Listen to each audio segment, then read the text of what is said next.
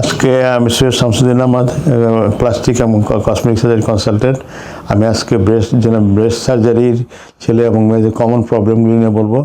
একটা হলো বিনাইন হলো মানে ওটা ক্যান্সার না, বাদে যেটা বিনাইন, আর একটা হলো গিয়া ম্যালিগন্যান্সি। তো বিনাইনে সাধারণত সাধারণ প্রবলেম যেগুলি হয় ছেলেদের, হয়তো সিবাসিয়াস সিস্ট হতে পারে, কিলয়েড হতে পারে, এগুলি তেমন কারণে এগুলি কনজারভেটিভ ট্রিটমেন্ট দিলে হয়। এছাড়া আর একটা আছে গাইনোকোমেশিয়া হলো ফিমেল লাইক ব্রেস্ট। এটা ছেলেদের থাকে সাধারণত 100-র মধ্যে 30% থাকে আজকাল বাংলাদেশে, কারণ এটা যুক্তরাষ্ট্রের FDA ও অস্ট্রেলিয়ার TGA কর্তৃক সার্টিফাইড জেনোফ্যাক্সের গাট স্ট্যাটাস টেস্টের মাধ্যমে আগাম শনাক্ত করুন জটিল ও দীর্ঘমেয়াদী রোগের সম্ভাব্য ঝুঁকি।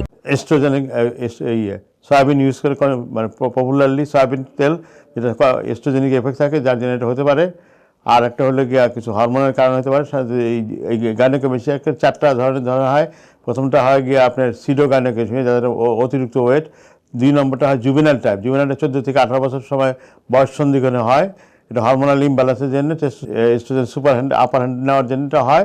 90% কিছু চলে যায়, কিছু কিছু থেকে যায়, যেটা থেকে যায় সেটাকে অপারেশন করে করতে হয়। পরে আছে আরেকটা হচ্ছে ড্রাগ ইনডিউস, যেমন ডিজক্সিন, ট্যাগামেট, H2 ব্লকার, এগুলি খেলে পরে ব্রেস্ট এটা বড় হয়, এবং মারিজুয়ানা খেলেও বড় হয়। এছাড়া আর একটা হলো গিয়া সিস্টেমিক ডিজিজ, যেমন সিরোসিস লিভারে, কুশিং সিনড্রোম, এই সমস্ত কারণে ব্রেস্ট বড় হতে পারে।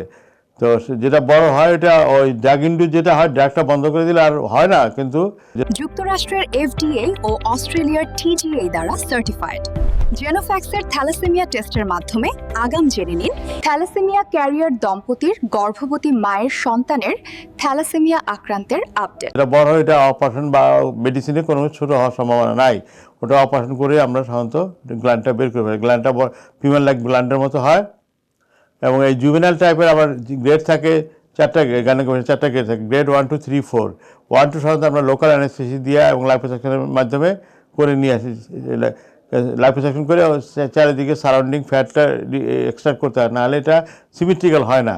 আর 3rd and 4th-এ হাই ভলিউমের লোকাল অ্যানেস্থেসিয়া, যেটা কমপ্লিকেশন হলে ভেন্ট্রিকুলার ফিব্রিলেশন বা অন্য প্রবলেম হতে পারে। এই জন্য 3rd and 4th আমরা দিয়ে করতে অপারেশন করি। তাতে অপারেশন করার পরে 2 সপ্তাহের মধ্যে রুগী ভালো, 2 থেকে 3 সপ্তাহের মধ্যে ভালো হয়ে যায়। 1 মাস পরে আবার সে স্বাভাবিকভাবে আগের জবে ফিরে যেতে পারে।